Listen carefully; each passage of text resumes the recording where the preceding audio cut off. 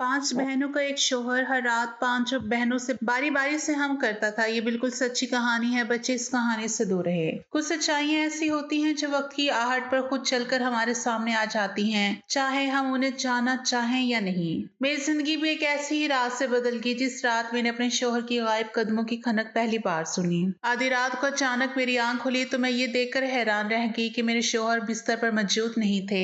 पहले तो मुझे लगा शायद वॉशरूम में ना हो, मगर जब 10-15 मिनट गुजर गए वो बाहर ना आए तो मैं उठी और इधर उधर देखने लगी। अदनान को कहीं ना पाकर मैं तेजी से बाहर की जानिब लपकी। अभी मैंने हवेली के सहन में कदम रखा ही था कि घर के बैरूनी दरवाजे से अदनान आता हुआ नजर आया। रात के उस पहर उन्हें बाहर से आता देखकर मुझे बेहद ताज्जुब हुआ। अदनान पहले मुझे देखकर चौंक गए, मगर चंद ही मिनट में उन्होंने अपने तासुरात नॉर्मल कर लिए। मैं तेजी से उनकी जानिब बढ़ी और बोली, इस वक्त आप कहाँ चले गए थे? तब अदनान बोले, कहीं नहीं, बस जरा घबराहट हो रही थी तो सोचा बाहर जाकर हवा ले आऊं।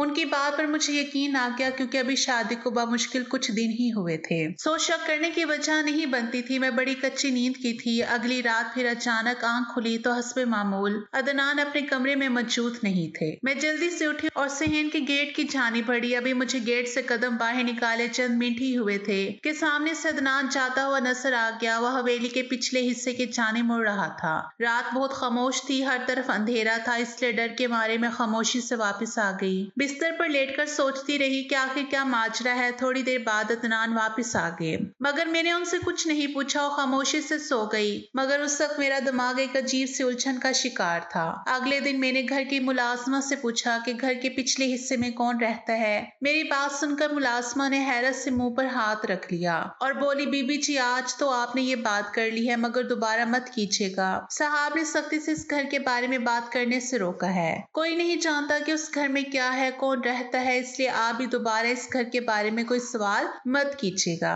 ये कहकर वो अपनी फटी हुई आंखें लेकर वहां से निकल गई। मैं काफी देर उसके रवैये पर हैरान वहीं खड़ी सोचती रह गई। आखिरकार मैं इस नतीजे पर पहुंची कि शाम को जब अदनान आएगा तो उससे सच्चाई मालूम करूंगी। मैं जानती थी अदनान मुझसे बेपनाह मोहब्बत करता है, मुझसे कुछ नहीं छुपाएगा। रात को अदनान के आते ही मैंने मौका पाते ही अदनान से पूछा, कल मैंने आपको हवेली की जानिब जाते हुए देखा था, आप वहां क्यों गए थे? मेरी ये बात करने की देर थी कि अदनान ने हैरत से मेरी जानिब देखा। अगले ही लम्हे मेरे मुंह पर जोरदार थप्पड़ दे मारा। मेरा मुंह दोनों हाथों से पकड़कर बोले, आज तुमने हिम्मत कर लिया, मगर आइंदा तुमने उस तरफ जाने की हिम्मत भी की तो वो दिन तुम्हारी जिंदगी का आखिरी दिन होगा।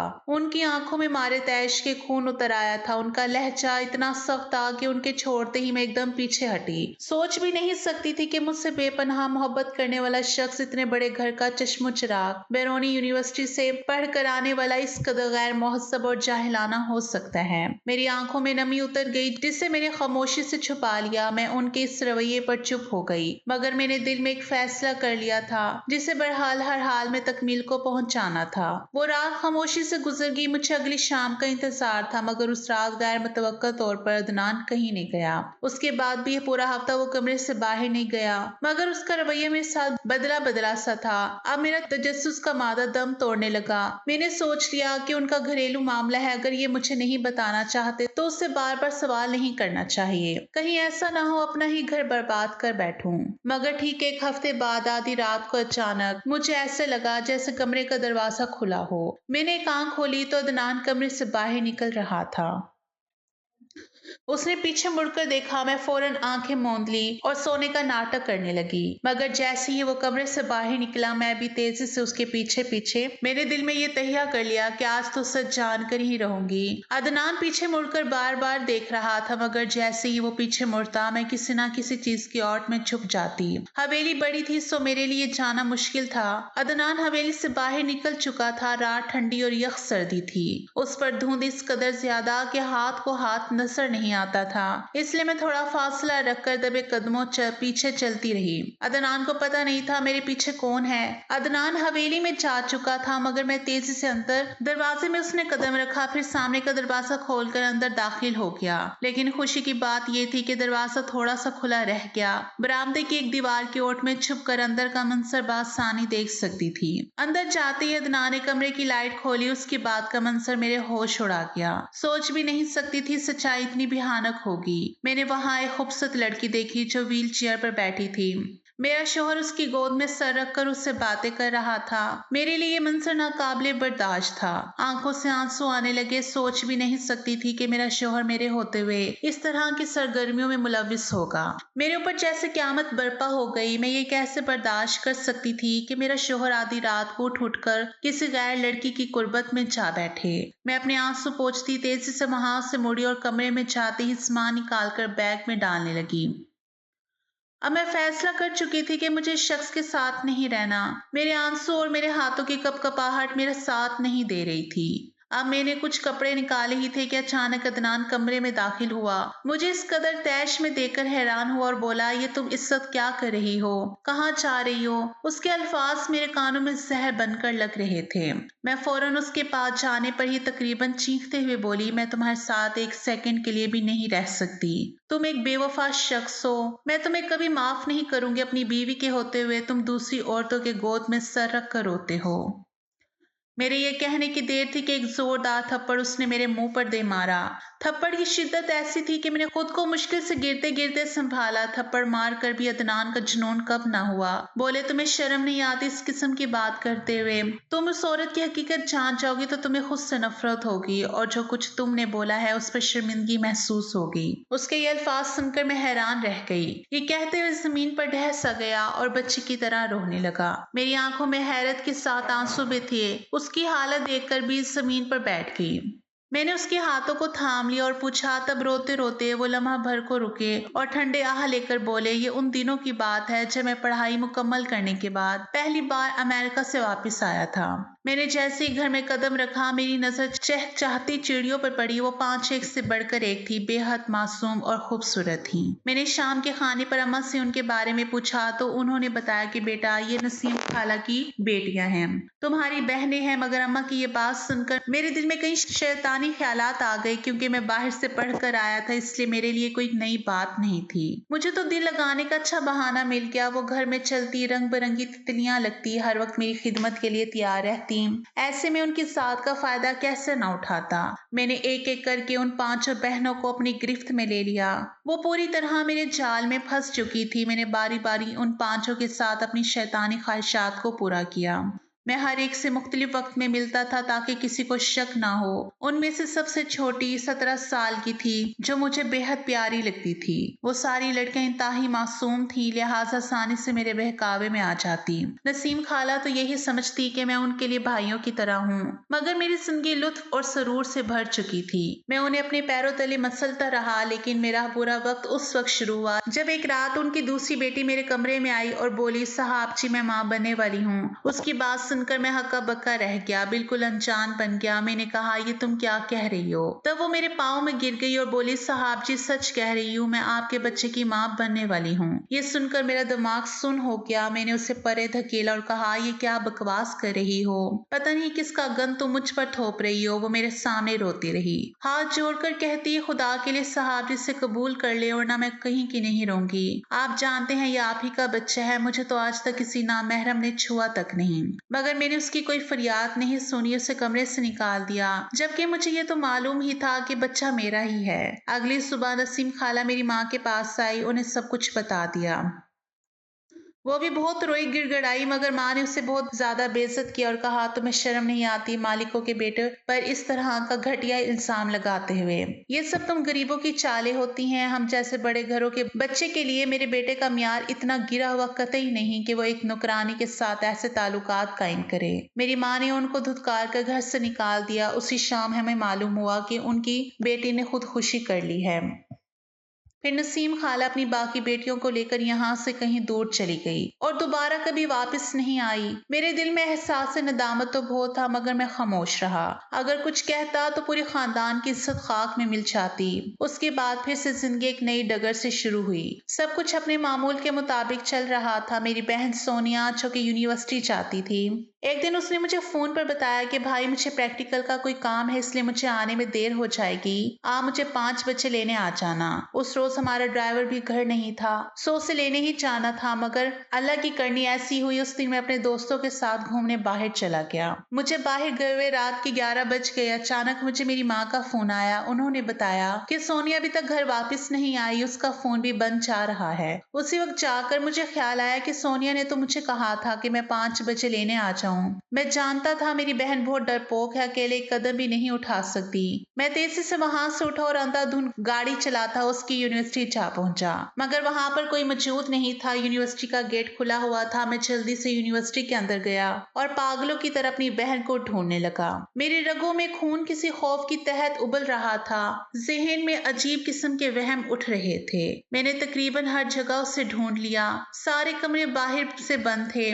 जैसे ही मेन गेट की तरफ बढ़ने लगा, मेरी नजर यूनिवर्सिटी के वॉशरूम्स पर पड़ी, जिनमें से कुछ के दरवाजे खुले हुए थे और कुछ के बंद थे। मैं तेजी से उनकी तरफ लपका। जैसे मैंने पहले वॉशरूम का दरवाजा खोला तो मेरे सामने का मंजर मेरे लिए इंतहाई वहशतनाक था। मैंने अपनी बहन को ऐसी हालत में देखा शायद कोई भी भाई उसे लफ्जों में बयान नहीं कर सकता। उसे देखते ही मेरे पैरों तले से जमीन निकल गई। मुझे लगा पूरे यूनिवर्सिटी की इमारत मेरे ऊपर आन गिरी हो। मैंने जल्दी से अपने गले में ली शॉल को उतारा और नीम मुर्दा बहन के वजूद को उसमें लपेट कर उठाया और गाड़ी में लिटा दिया। वो पहली बार था जब मेरे हाथ खौफ से कपकपा रहे थे। जब मलिक मोहम्मद अदनान को सच में खौफ महसूस हुआ, मेरी वो बहन थी जिसमें मेरी जान थी। यूनिवर्सिटी की कामयाब तरीन तुलबा थी जिसकी जहानत की हर कोई मिसाल देता था। आज उसकी जिंदगी तबाह बर्बाद हो गई थी। उसकी हालत देखकर कोई भी बासानी बता सकता था कि उसके साथ कौन सा जुल्म हुआ है, मगर मैं उसे पूरी दुनिया से छुपाना चाहता था। मैं नहीं चाहता था कोई मेरी बहन पर गंदी नजर डाले। उसने हल्की सी आंखें खोली तो मैंने उसे अपने सीने से लगा लिया। मेरी आंखों से आंसू लड़ियों की सूरत में बहते जा रहे थे। मेरे साथ लगते वो इतना बोली, भैया आप कहाँ चले गए थे? मैंने आपका इतना इंतजार किया, आप कहाँ रह गए थे भैया? नीम गनूदगी में बस वो इतना ही कह पाई थी, मगर फिर वो खामोश हो गई। हमेशा हमेशा के लिए। मैंने तेजी से गाड़ी अस्पताल की तरफ बढ़ाई, क्योंकि मैं उसे इस तरह जिंदगी से लड़ते नहीं देख सकता था। पूरे खानदान को ये बात पता चल गई थी कि सोनिया एक पूरी रात घर से गायब रही, इसलिए हम सोनिया के बारे में किसी को कुछ नहीं बता सके। डॉक्टर ने टेस्ट करने के बाद जो रिपोर्ट लिख कर दी थी, मेरी आंखें फटी की फटी रह गई। मेरी बहन के साथ ज्यादती की गई थी। तफ्तीश करने पर मालूम हुआ कि चौकीदार और उसके 3 साथियों ने मिलकर मेरी बहन को अपनी दरिंदगी का निशाना बनाया। ये एक ऐसा राज था जो हमने किसी पर अया नहीं होने दिया। लेकिन उस दिन के बाद से मुझे अपने वजूद से नफरत हो गई, क्योंकि ये मैं ही था जिसने सोनिया को इस मकाम तक पहुंचाया। पूरे खानदान में हमने यही मशहूर किया कि सोनिया मर गई है। हमने उसका नमाज जनाजा भी पढ़ा दिया। कोई उसके बारे में कुछ नहीं जानता, जबकि सच तो ये है वो जीते जी मर चुकी थी। उसके 4 दिन बाद उसे होश आया, मगर उसने एक चुप सी साध ली और डॉक्टर ने उस पर एक जानलेवा इंकशाफ किया कि मेरी बहन कभी चल नहीं सकेगी। वो काफी देर अस्पताल में रही। मैंने अपने वालिदैन को भी खो दिया। मेरी बहन भी दोबारा जिंदगी की तरफ लौट कर नहीं आई। मेरी जिंदगी अक्सर बदल गई। उस वक्त मुझे रह रहकर नसीम खाला का ख्याल आता। वो सब मेरे गुनाहों की सजा थी जो मेरी बहन को मिल रही थी। मैंने रो रो कर अल्लाह से अपने गुनाहों की माफिया मांगी, मगर शायद मेरा गुनाह मेरी माफी तलाफी से बड़ा था। मैंने अपनी बहन को घर लाकर सबको ये नहीं बताया कि वो जिंदा है। मैं हर रात उससे मिलने जाता हूँ, उससे बातें करता हूँ, मगर वो मेरी किसी बात का जवाब नहीं देना चाहती। मैं उसकी आवाज सुनना चाहता हूँ, मगर वो कुछ नहीं कहती। मैं चाहता हूँ वो मुझसे लड़े, छोटी छोटी फरमाइशें करे, मगर उसकी तो जैसे हर फरमाइश दम तोड़ चुकी है। वो दिन में थोड़ी देर आराम करती है, मगर उसकी पूरी रात जागते हुए गुजरती है। तुम्हारे आने से कबल मेरी जिंदगी बहुत खामोश और बेरंग हो गई थी। मैं अक्सर रातों को डर जाया करता था, लेकिन फिर तुम मेरी जिंदगी में आई। मैंने तुमसे शादी इसलिए की क्योंकि तुम्हारा साथ पाकर मैं जिंदगी की तरफ लौटा था, मगर आज तुमने मेरी जिंदगी पर बहुत बड़ा दाग लगा दिया है। उनकी कहानी सुनते हुए मेरे कई बार आंसू बारिश की तरह बरसे। मैं हैरत में मुब्तला होगी और वो रोकर नढाल हो गए। तब मैंने उन्हें कहा कि आपको ये नहीं करना चाहिए। अगर उसे खुशियां नहीं दे सकते तो उसे कमरे में बंद भी मत करें। मैं आपसे वादा करती हूँ मैं उसे जिंदगी की तरफ लाऊंगी। उसके चेहरे पर वापस वो मुस्कुराहट कायम करूंगी। मेरी बात सुनकर उन्होंने पूरी उम्मीद निगाहों से मेरी जानिब देखा। शायद उन्हें मेरी बात नामुमकिन सी लग रही थी। उस दिन के बाद से मैं दिन रात सोनिया की खिदमत में लग गई। सोनिया को मैं उसे भाभी के तौर पर मिली थी। मैं उसे ज्यादा वक्त देती थी। उससे हसीन लड़की मैंने आज तक नहीं देखी। मैं चाहती थी उसे जिंदगी की तरफ लाकर उसके हुस्न को 4 चांद लगा दूं। चूंकि वो लड़की थी इसलिए लड़की की कंपनी में ज्यादा खुश होती थी, मगर मैं उसे जो भी कहती वो बस खामोशी से अपने पैरों की जानिब देखती रहती या कभी कभार मेरे चेहरे को देखती। मैंने उसके लिए एक डॉक्टर का भी बंदोबस्त किया जो रोज आकर उसे वर्जिश करवा दिया करती। वक्त गुजरता गया, आहिस्ता आहिस्ता वो मुस्कुराने लगी। जिस दिन वो पहली बार मुस्कुराई वो दिन मेरे और अदनान के लिए बहुत खास था। उसके बाद हमने अपनी कोशिश दुगनी कर दी। आखिरकार न सिर्फ वो अपने पैरों पर चलने लगी बल्कि नॉर्मल तरीके से बातें भी करने लगी।